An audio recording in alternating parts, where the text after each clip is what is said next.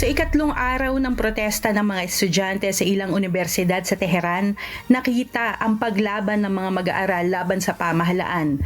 Naglabas sila ng mga anti-government slogans at nagsunog ng mga bandila sa Tehran University, sa All-Women Al-Zahra University at sa Amir Kabir University.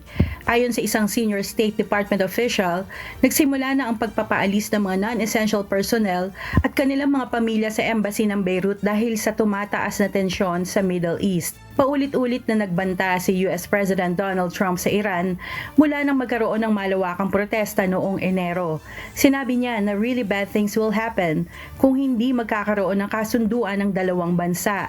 Nais ng Amerika na itigil ng Iran ang kanilang nuclear program, limitahan ang range ng mga missile at itigil ang pagsuporta sa mga grupo sa Middle East. Ang pagtatayo ng mga additional forces ng Amerika sa rehiyon ay nagdudulot ng karagdagang pressure sa Iran habang tinatalakay ang mga demands ng Amerika sa kasalukuyang pag-uusap ng dalawang bansa.